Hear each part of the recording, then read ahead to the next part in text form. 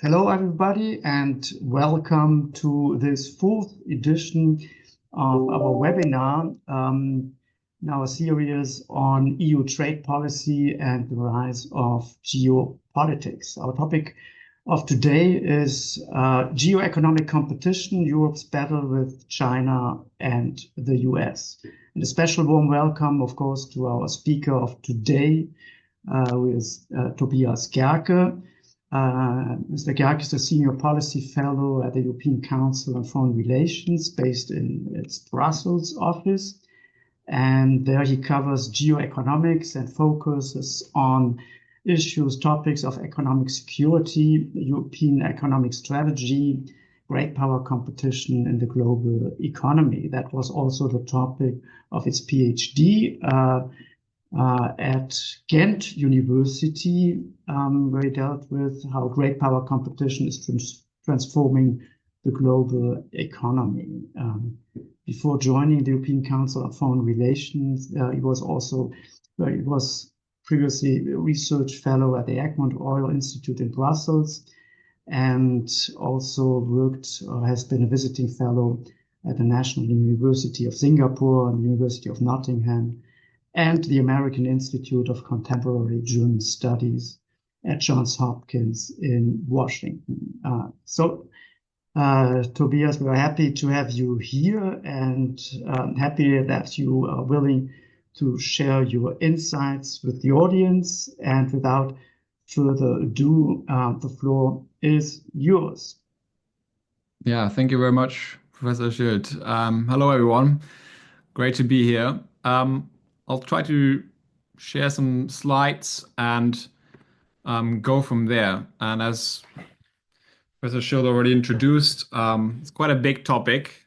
We only have a few moments. And rather than sort of going into each and individual instruments of economic statecraft and power, I thought I'm gonna sort of try to connect a little bit the bigger dots, the kind of geoeconomic thinking that I believe is going on in these capitals, in Brussels, in Beijing, and in Washington.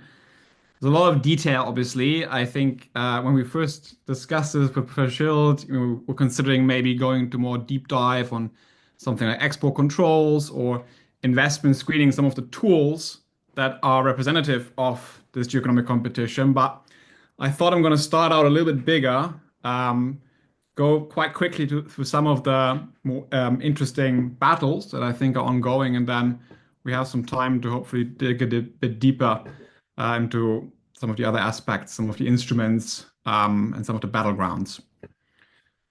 So to start off, what are we talking about when we talk about geoeconomics? Is already quite a challenging one. So here's my take. Everyone has their own take, surely. But for me, it's really at three levels of analysis.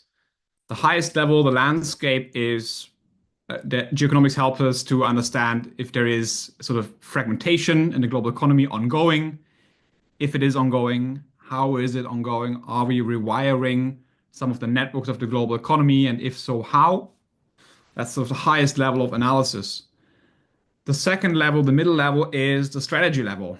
That's most commonly called now in policy terms economic security.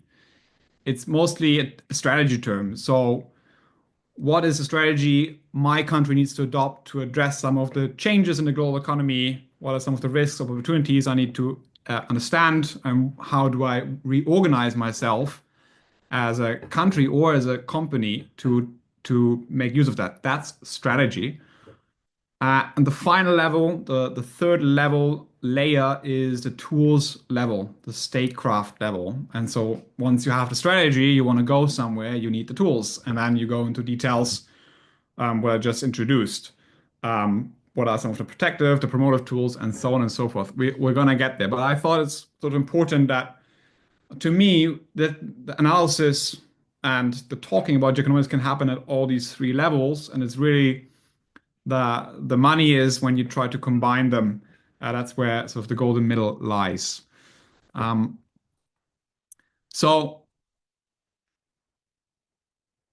going to start with a little bit of the thinking that I think is foundational to understanding geoeconomics. Now, this is very simplified. Don't nail me down on this, take it with a grain of salt. It's not an absolute description. I'm just trying to describe a little bit of how the thinking for policymakers and economic actors changed from an era of globalization 2.0, which was roughly for 40 years until maybe the 2010s, 2.0, because we had already an earlier level of globalization just ahead of the First World War. Some of the just very basic tenets of that era is that we really try to limit state intervention in economic affairs. We try to insulate economic affairs from international politics. The World Trade Organization being the best example. You try to take out the politics of the trade wars and make it more of a technocratic exercise.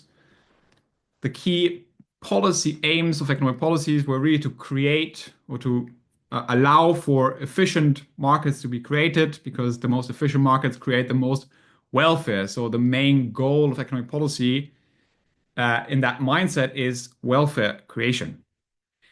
And in that mindset, the nexus between economics and security was largely positive, right? There was this belief that interdependence supports at least an economic convergence that maybe leads also to political convergence and potentially even boosts trusts and peace. That is sort of a very positive framing of how economics and security relate to one another. And don't just take it from me. This is sort of the canon of those years. Famous conversations when China joined the World Trade Organization in 2000. This is President Bill Clinton saying that when China joins the WTO, it agrees to import one of democracy's most cherished values, economic freedom. So there is sort of a political dividend that comes with economic interdependence. There's a lot of narrative in those days. The American had to make also the arguments that why China should join, but that belief was quite present, not only in the US, but also in Europe. The first European security strategy from 2003 spoke quite positively about the effects that economic interdependence could have, that they bring freedom, not only prosperity, but also freedom. So this is some of the sort of key narratives of the time. This is, of course, very simplified, but just to get an idea. And so I'm painting that picture from the past to contrast it a little bit of how it's framed today, where we have more of a mindset of geoeconomic competition. Again, this is not absolute. It's not like globalization is dead in any way. It's just that different kind of ideas about how the global economy works become more competitive, let's say, in the market for ideas. So we see that states, rather than sort of isolating the economy from politics, they are increasingly intervening with the goal, I believe, to try to gain control over or access to strategic assets. And what are strategic assets? That's sort of in the mind of the beholder. It used to be quite narrowly defined. Defense equipment, you need to have your tank production line as a strategic assets.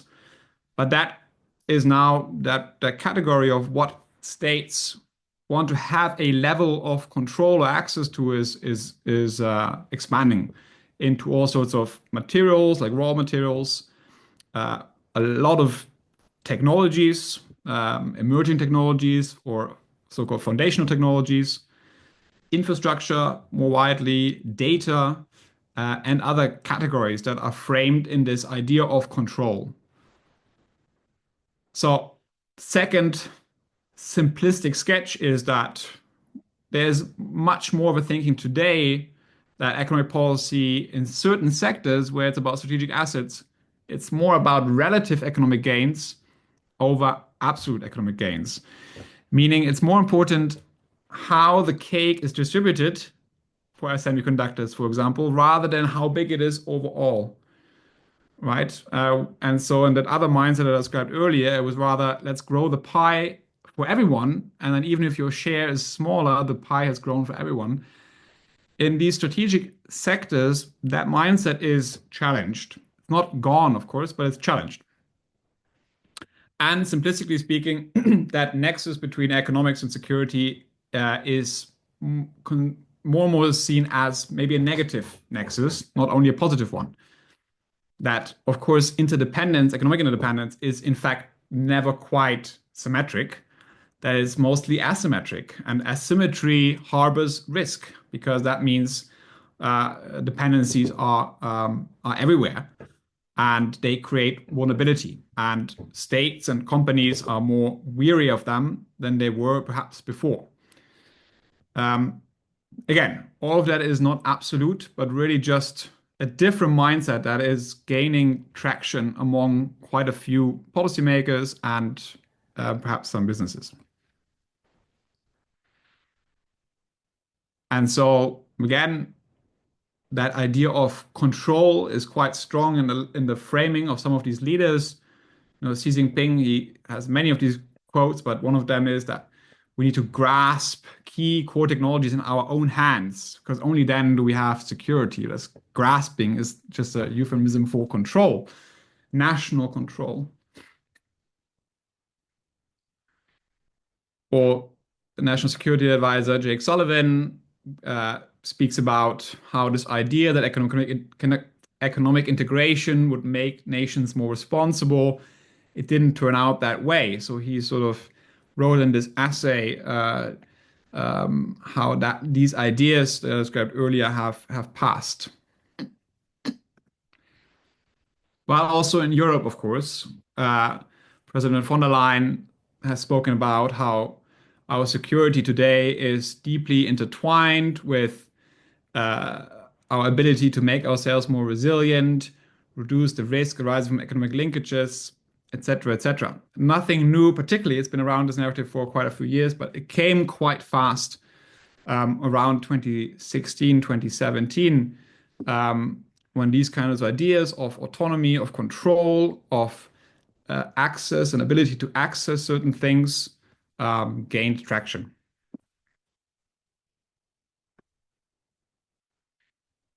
So what I'm trying to say is we're quite alike. These big powers, these big economic powers are somewhat alike in how they approach the global economy, that they do see it differently, that they do think different strategies need to emerge.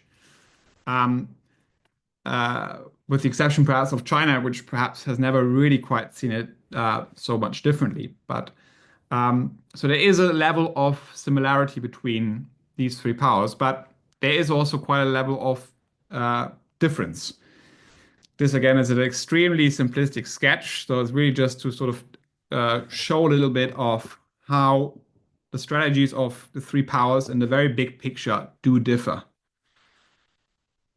And there's never only just one strategy, of course, but these are perhaps some of the more important leitmotifs that you see throughout some of the strategic documents and narratives in these three countries.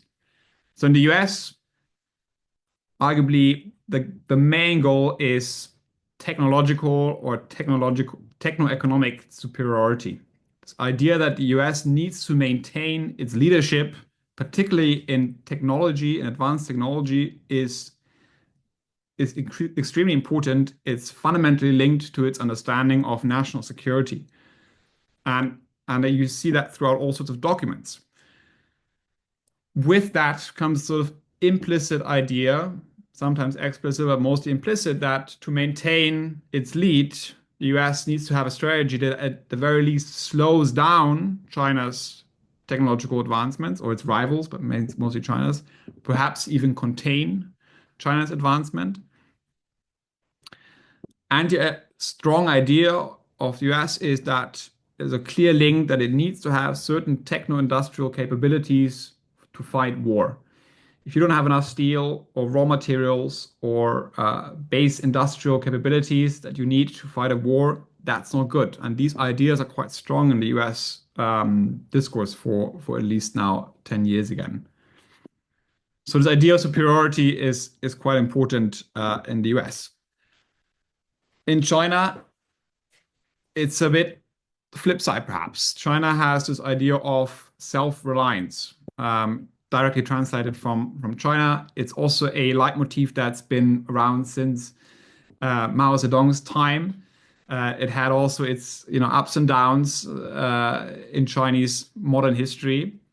But it basically has sustained itself. The idea that China needs to have its own independent economic assets, that it needs to have its own technological base independent of foreign nations, yeah, has been around since the 40s. But particularly under Xi Jinping, it has gained a lot of traction again. It has now found this idea of self-reliance in almost any of the strategic plans that come out of Beijing.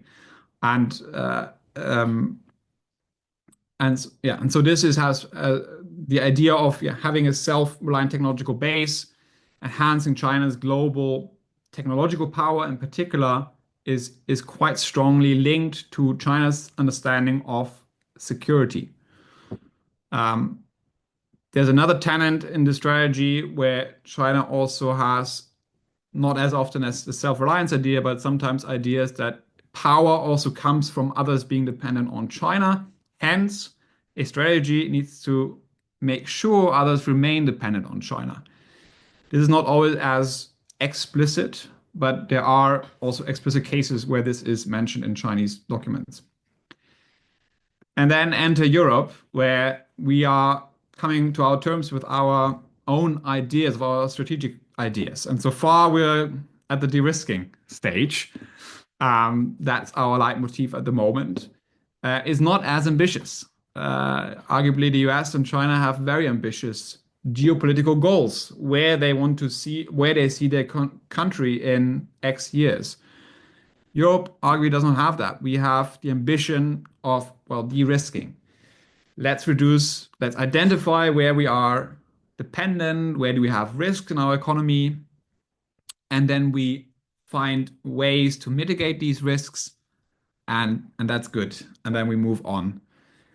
It's a bit of a farcical way of how I put it now, but it is comparatively quite less ambitious in what it wants to achieve. It really just wants to mitigate risks, whereas the US and China want to propel their country over a certain period of time by identifying here and here and here we need to lead or need to be fully independent. And it's more of it's a bigger effort, I'd say. Anywho, so this is sort of the wider framing that I hope that would help us a little bit understanding of how the thinking is changing. What are some of the bigger narratives that take hold in some of these countries? Now, implementing these strategies, as you are aware, there's a lot going on, and so we can only really, we can sit here for weeks and weeks and capture everything. I just thought I collected a few things that I thought are interesting in the current context to show how Europe is competing over this idea of strategic assets mostly. We're competing with China and the US in many ways, particularly perhaps on China, on all sorts of security concerns, also around Taiwan, as you can imagine, other elements. But I want to focus a little bit more on that idea that is taking root also in Europe, that at the end of the day, there's a class of strategic assets, and those who control them or have some sort of shaping power over them have advantages. Whether you agree with this or not is beside the point almost, because I think that's sort of the thinking that's very strong in the US, in China, and increasingly in Europe. And so there's a couple of battlegrounds, let's say, if you want to use some bit of this vocabulary, where geoeconomic competition is taking place. The most popular one, perhaps, is this idea of weaponization of choke points, that countries stumble upon these choke points that they can sanction, and then they do, and that's bad for some countries. That is one element of competition. But there are others. So the other one I told you already, this idea of asset control. So who controls what? It's sort of the counting your silverware, who has what. And obviously, it's not so easy in a globalized economy where supply chains are international and so on. You cannot just control, but the idea that you have to at least understand whose nation has what legal remit over what part of which supply chain. That's kind of the idea. And the other battleground, yeah, flow control, perhaps. I mean, they're all overlapping, these battlegrounds, but it's a little bit also who shapes the flow of things, who shapes how supply chains run, how capital flows run, who shapes the rules and norms that determine how certain supply chains are shaped. When it's not only the rules of market efficiency that shape how supply chains flow, then other rules and norms shape it. And there's competition over, ensuring that your rules or your interventions give you an advantage of how things flow. So all these three categories are really totally overlapping. I'm not sure it even makes sense to separate them, but at least perhaps in terms of understanding a little bit of how it's not just about its weaponization. We're not just weaponizing it. In fact, I think this weaponization narrative is the smallest one. There is sometimes weaponization, there are sanctions and controls, but they are usually an expression rather of some of the other battles, I think, that are ongoing. Nonetheless, there is ongoing, of course. We see interventions, governmental interventions in the economy are proliferating quite a lot in recent years. States restrict trade, investment, and other flows, and more. Of course, the West has used sanctions, particularly financial sanctions, quite a lot in recent years. This database is even from before the war in Ukraine, which you can imagine after that, sanctions from Europe and the US skyrocketed. So there is clearly, if you want to stick to this weaponization idea, there is more weaponization going on from the West, particularly on technology for the Americans. The Americans have listed loads and loads and loads of companies that are sanctioned, officially sanctioned. And it's sort of one of the favorite foreign policy tools of the US are no doubt sanctions. But also from China. Sometimes Western diplomats talk about Chinese coercion rather than Chinese sanctions, partly because when China sanctions, it's not really sanctions in the classical sense, how the West does sanctions. The West has quite a strict legal loopholes you need to jump through to do sanctions. Some of you, of course, will know this. When China intervenes into the economy and de facto sanctions, it often doesn't really show. It's much more gray zone activity. And so all sorts of measures that you see here from boycotts to certain investment restrictions or trade restrictions, often behind sort of the official legal playbook, have been taking place in recent years. And yes, as an effect, we do see, I believe, some sort of fragmentation, not across the entire global economy, but in certain sectors and between certain countries, there is less trade and investment flows ongoing. And that could, of course, increase significantly the fragmentation. But there's also winners from fragmentation, not only losers. Some benefit from gaining more investments and more trade opportunities. These kind of connector countries like Mexico, Morocco, Poland, Indonesia, Vietnam, they have so far anyway been at the winning side of some of these restrictions and trade diversion or rewiring of some of the flows. Okay, quickly, I want to have just some slides on some of the US tech power things, not comprehensive at all, just some slides I thought were, or some graphs rather, that I thought were interesting. of how the US has really focused on this idea of advanced tech leadership by investing significantly in its industrial base with the Inflation Reduction Act and the CHIPS Act, which sometimes get measured by the amount of jobs they create, which is not a lot, arguably, even though 400,000 does sound a lot, but it's not really. But by really creating, again, a sort of industrial base that can have a level of resilience should there be a conflict. At least that's the goal. There has been significant investment in America's industrial base, in its technological foundations. We've seen major technology investments taking place, not only in semiconductors, where the biggest ticket items are, but there's quite a concerted effort from the national security minded people in the US to onshore, really double down on some of the innovation and R&D spending in some of the technologies they think are important. And manufacturing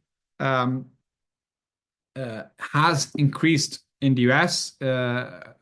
Under Biden, there's been quite some spending, as you can see in this graph, in more manufacturing, particularly in electronics and so on, so electric batteries, chips, and so on. Much of it comes from allies. So there has been part of this fragmentation is that allies invest more in the US. Many European allies and so on have really upgraded their investments in the United States, while withdrawing some of the investments from China. New investments in China have really created those investments in China that have taken place are usually now investments from those companies that are already there.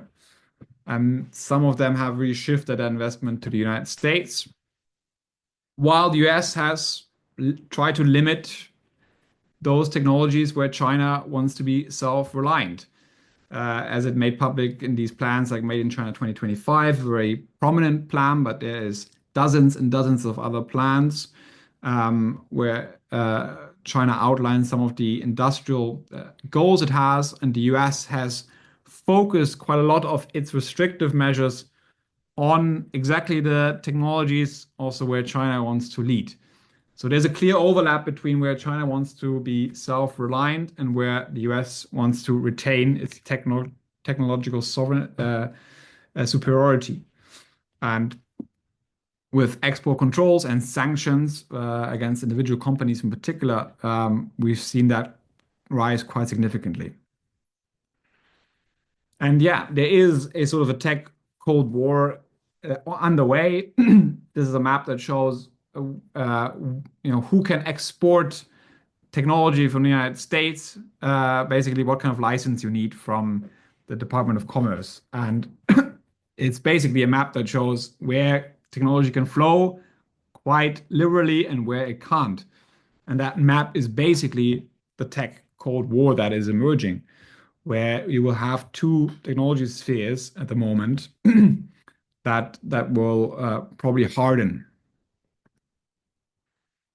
And all of that, of course, under the small yard, high fence doctrine that was outlined by Jake Sullivan. We want to have a very high fence around a very small yard, so very few technologies only. But there's quite some idea that that yard is not so small. It's clear that investments and trade flows a bit on a range of emerging technologies and advanced technologies has created. So the yard of what America wants to, let's say, restrict with China has increased quite significantly, and it's not quite clear how much further it will grow. And the US has focused quite some effort on creating these new supply chains, rewiring some of the supply chains that by trying to kick out Chinese suppliers, which is quite not so easy to do. But for example, when the Inflation Reduction Act, the Americans give money to companies, but they only get the money if you don't have Chinese raw material suppliers. That's one way of doing it. So you say you get a goodie. You get an incentive to change your supply chain.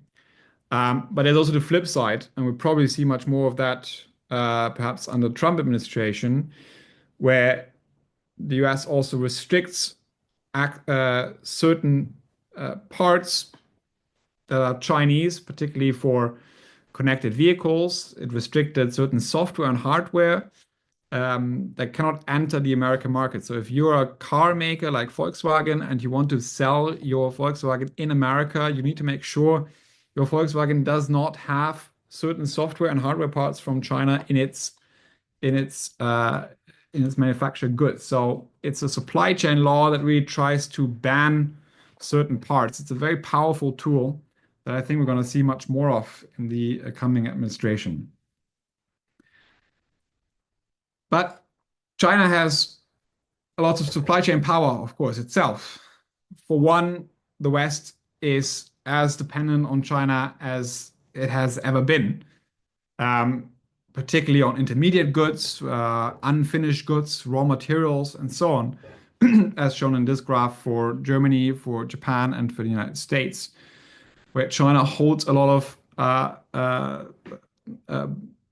upstream power, the stuff you need to build other stuff in these countries. And of course, you could flip that graph around and say China is, in fact, as reliant on us because it needs to sell that stuff somewhere. But in a situation of extreme crisis, of course, not having access to these intermediate goods that you require to build industrial machinery and so on could be quite risky. So rightfully, there is quite some focus on this dependence, particularly for raw materials, critical minerals. In other words, as many of you know, China dominates not the extraction, the mining, but the processing in particular. So once you get it out of the ground, you need to make it into processed goods that you can then use in industrial production, where China dominates. Sometimes these raw materials, like rare earths, they have almost no economic value or very little economic value. They don't really matter in a commercial sense, but in a strategic or security sense, they matter quite a lot because they are being processed into all sorts of products like permanent magnets for rare earths. Permanent magnets are in everything. In your wind turbines, in your Rafale fighter jets, in your electric vehicles, in almost any sort of bigger industrial machinery. So there's this clear idea that it's not only about economic value, but you need to kind of disaggregate security importance of certain goods, irrespective of whether they cost a lot or not. And that's quite challenging and requires this new mindset, new metrics, new thinking of how we make sense of that. And China's manufacturing power is quite immense. It has massive surpluses, much larger than Japan or Germany, some of these other big manufacturing powers ever had combined. It is really a massive producer of things. And we see how that can really change our relations with them already in the automotive industry, where China has, within the span of 18 months or so, become the biggest exporter of cars worldwide from being an importer just a few years ago. It really managed to turn that, bring in foreign investment, boost domestic production, and completely change the global economy when it comes to trade in this quite important product category. So it's kind of perhaps a warning signal of how quickly things can change the trade relationship with China in some of these industrial goods. And Germany in particular is quite exposed. Germany is evidently quite strong in some of these industrial and technology-heavy industries. Cars, of course, but machinery, electrical equipment, chemicals, pharmaceuticals, and so on. These are all strong industries in Germany, as you know. And in many of those, Germany is losing market shares quite rapidly, particularly in third countries. And often at the expense of, well, let's say, as Germany's losses are simultaneously often China's gains. There is a bit of a zero-sum logic in this. We don't like zero-sum in international trade, but there is a zero-sum logic because the total industrial production in some of these industries like chemicals, power equipment, machinery, the total production doesn't really change. We kind of have the same output than we had 30 years ago. What really just changes is the composition of who produces these things, and there we see the major change. So yeah, if you want, there is a bit of a zero-sum logic in it. And of course, Germany relies, as we all know, most also on exports to China. And China is gaining quite rapidly in these sectors that I just described, where Germany is particularly strong. Machinery, chemicals, motor vehicles, pharmaceuticals, electrical equipment are some of these industries where China has gained significant global market shares in recent years. Yes, often aided by mercantilist policies. Not only there is also genuine market competition, but there is this industrial competition, I think, that we need to be aware of, particularly between some of the European industrial countries and China for some of these industries that are foundational to how China perceives international power, and perhaps how more and more Europeans also see power. Clean tech, I think we all know, China dominates across the board already. And China's economy remains quite state capitalist. So its reform process has significantly slowed or even turned back. One of these statistics you see here is that state-owned enterprises who have decreased over a long period have, in recent years under Xi Jinping, taken up again much more of the national economy. So the control of the state in the economy remains quite strong and gives it quite a lot of steer, which markets it opens, which it closes, how competition is taking place. So there is this threat for Europe and China to have another a significant trade war, a China shock 2.0. Because China is pushing a lot of its money that it used to push into real estate and crashed into a bubble. All of that money from banks is now pushing into manufacturing, as China's strategy is now to grow with its new manufacturing powers. It wants to have more money, more production in electric cars, in batteries, and solar. So a lot of the money is flooding into these sectors. They produce. They create massive capacities that have not enough domestic absorption. So all these producers need to export. The pressure to export in China is massive because there's no money to be made in China if you're a solar or a battery maker. So you need to export.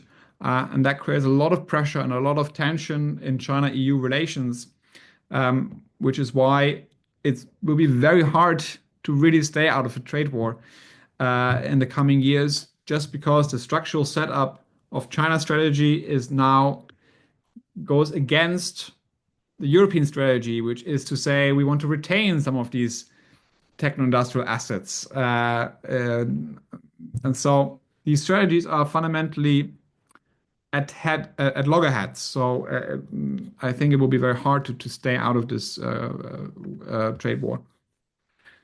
And China is, of course, not only producing some old stuff, they're also really an R&D and innovation power. They're not just copying. Lots of studies are showing really rapidly catching up in innovation, not across the board in every sector, but in many sectors they do. And so there's a big question mark for how we deal with a innovation powerhouse China that is a state capitalist system and potentially a security rival and ally to Russia, a potential threat in East Asia.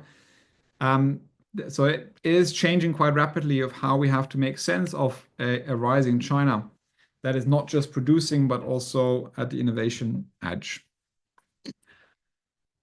All right, I quickly run through some of this still, I think maybe 10 minutes, how Europe responds or tries to respond to some of these developments. as you said earlier, I mean, the mantra, the leitmotif in Europe is de-risk, not decouple. And that sounds really good, right? De-risking sounds really pragmatic and very narrow and well thought through. And let's just very specifically de-risk. And it sounds very good, but it's very hard to do in practice. Now, de-risking is really on vogue also with companies. Almost all companies talk about it. Many are actively working on it. Many are doing it in some sectors anyway, where it's possible. They're taking it up. But across the board, difficult graph to read, but it basically says import reliance on China has almost, in so many sectors, has in fact increased, not decreased, in the last 5 or 6 years, despite all this talk of de-risking. It's in fact the opposite trend. We also see that in this graph. China has grown its import market share in Europe like no other country since 2017. This is until 2022. It would have grown even more so in the last 3 years. So there is not really a de-risking happening. There's a lot of statistics, macro statistics that we can look at where de-risking is just really hard to see. It's not really happening despite all the talk. And why is that? There's perhaps different reasons, but one of them is that we perhaps don't have the right toolkit. There's a lot of talk about de-risking, but perhaps a lot less intervention or incentives to help companies to actually change their structure. Now, we said Europe tries to do that. It has come up with this new economic security strategy, which is, the framing is a bit new. It says, well, we need to do 3 different things: protect, promote, partner. I think you've probably come across this already many times, so I don't have to go into this, but it's sort of a new framing for things that have been going on for a while. We have been trying to do sort of de-risking or economic security for quite a while. It has increased significantly since last year, though. There's many more policy initiatives on the promote side, on the partner side, and on the protect side in recent years. And particularly, it has been given a sort of more coherent framing, at least that's the goal, to bring it all under one roof, to have a structure around it, at least on paper, and to help us understand how something on the promote side, like a European Chips Act, and something on the partner side, like a digital partnership agreement with Japan, where they talk about chips, how do these 2 policies, one is industrial policy, one is trade policy, how do they work together? And how can they reinforce each other? Sounds quite mundane, but we haven't really done much of that in the past. We haven't really thought about this industrial bit and the trade bit in strong coordination.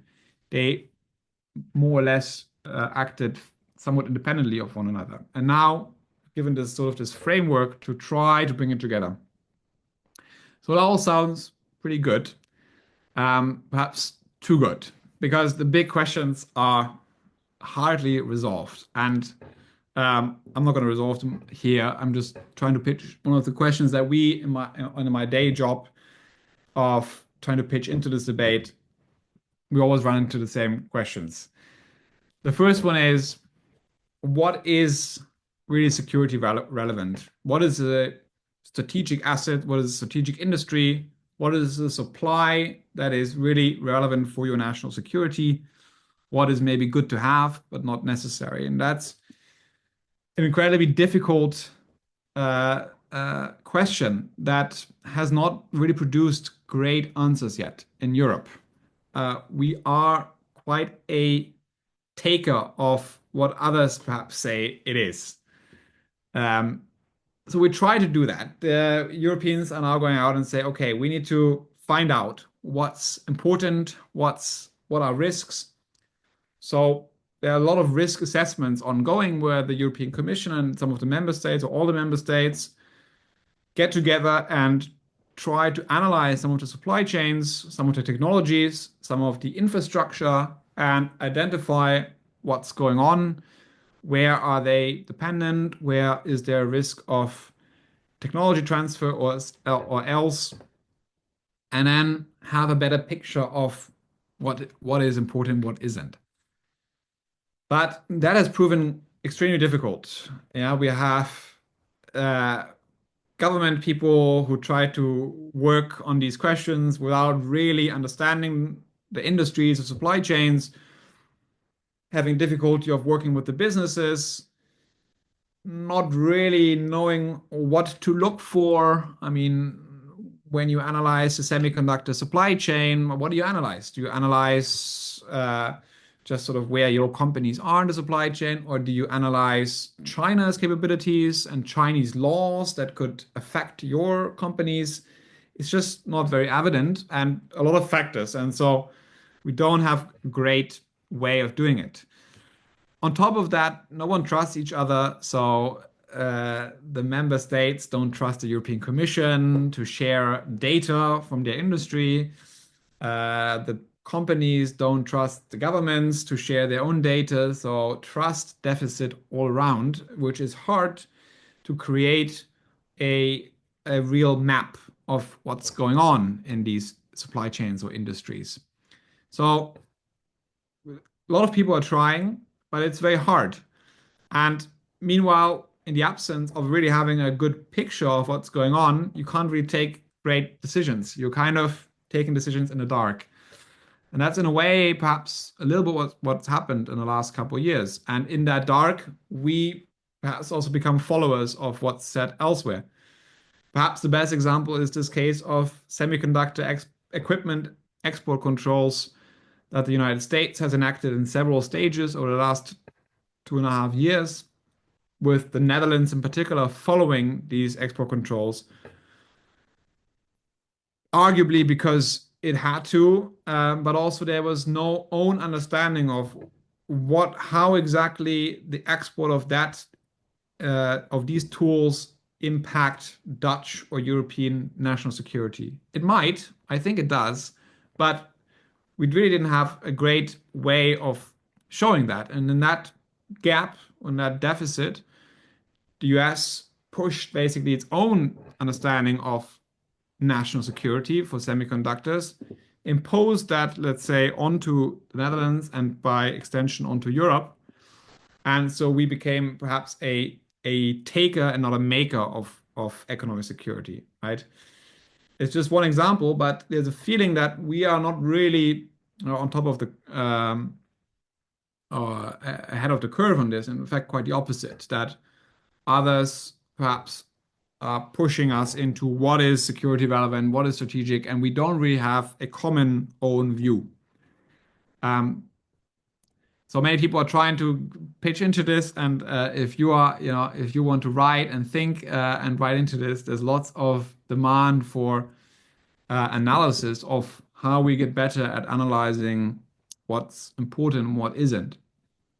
That's a positive spin out of this.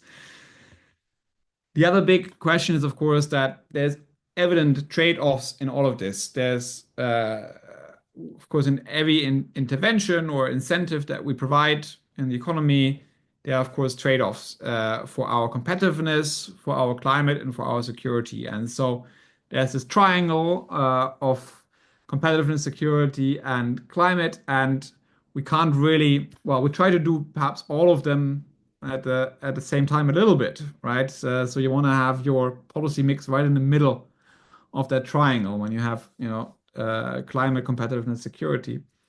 But that's really hard, and there are trade-offs. We cannot wish them away. If you do security policy in a certain sector, no doubt your competitiveness will suffer, most likely, and your climate policy probably even more likely. So there needs to be a clear decision making of why we choose a trade-off the way we choose. But these trade-offs, I believe, can really only be taken by politicians. We can't expect sort of the technocrats in the ministries to take these trade-offs. So we need to analyze what are the trade-offs, and then this needs to be pushed up to the political level, and the political level needs to determine in this sector or for this supply chain, it's more important that we do climate or competitiveness or security.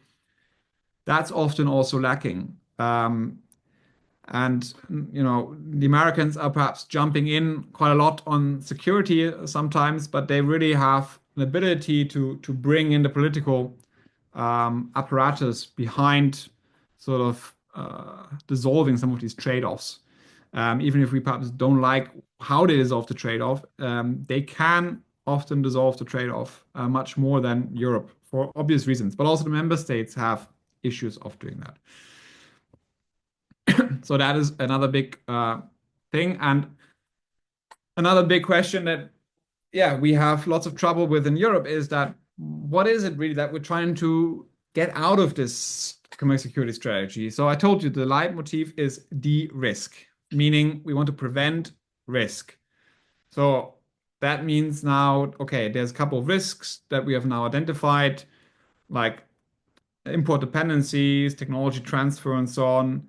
And as I said earlier, the ambition is identify, mitigate, let's move on. That's okay if we agree with this, but it's really not very ambitious. And we can, of course, think of very different goals that we could at least consider. We could think and say, okay, we want to actually have offensive capabilities. So a little bit, not just what are our risks from of our dependencies, but where are other countries dependent on us, and what strengths do we have that we can, if it comes to it, maybe use offensively. That's already more ambitious. We could think even more ambitiously and say, actually we need quite significant deterrent potential. We need to make sure that we can really ramp up the cost for others if they act against our interests. And yeah, we have something like the anti-coercion instrument. I heard you already talked about it. But yeah, you could say that's just an instrument that has no real strategic thinking behind it. It's just an instrument that lies there.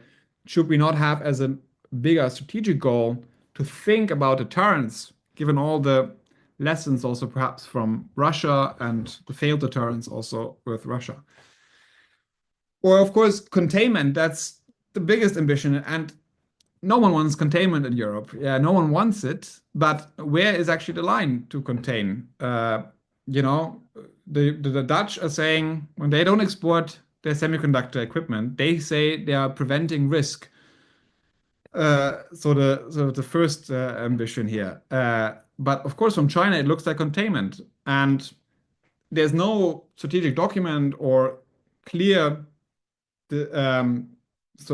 mapping why for us, where it falls for us, and how we come to the conclusion that it's only risk prevention. So even though we don't want containment, perhaps, being clear of what act constitutes what action is quite important, I think. And we don't really have a very ambitious framing around this economic security, is what I believe. Okay, and finally, and that I finish is, of course, the governance question. Everything in the EU comes back to governance at the end of the day. But of course, it's particularly problematic in this new geoeconomic world where many of these instruments and the strategy themselves have different mothers and fathers. It can't be run through Brussels by itself. There needs to be a clear, different kind of coordination between member states and the Commission on all of these instruments, like export controls, for example. The EU Commission has almost no competence. The competencies lie with member states, but without coordination of the member states, nothing makes sense. If every member state has a different investment screening law, there will be gaps everywhere. You're only as strong as your weakest link. Same pretty much on export controls. If one country has a much stricter one than another country, assets, particularly intangible assets, could just move around within the EU and you sort of defeat the whole purpose of it. So there's a huge governance question of how you bring the security and the economic together. And yeah, that has different ideas of what you could do. We now have an economic security commissioner, at least on paper, but in practice, probably not really, because it's just a trade commissioner. In reality, you would have to have something much more at a higher level, someone who coordinates the goals of industrial policy, of trade policy, and some of the technology policy in one. This would be perhaps at the level of at the EU side of perhaps von der Leyen or just below. Most member states don't have the structures in place at all. They also work often in silos. The ministries of industry and trade work quite siloed often from the foreign ministries, even though in this realm they have to work together. So it's difficult. There's no great solutions yet. But particularly at the EU level, it's quite important. We had this one moment where Europe could really pull things together, and that was, I think, Brexit. Michel Barnier, the EU's Brexit negotiator, this moment of time, he had tremendous power. He was coordinating basically the entire EU's law book across all the four freedoms.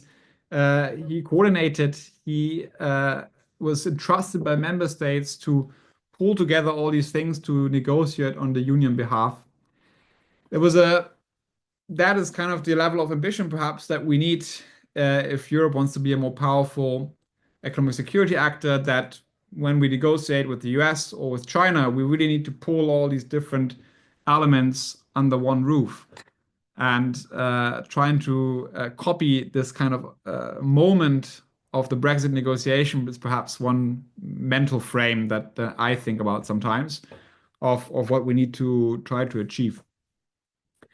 But yeah, this is the governance question remains a big one. And then, of course, the Trump factor, but I'll leave that perhaps open whether to the discussion.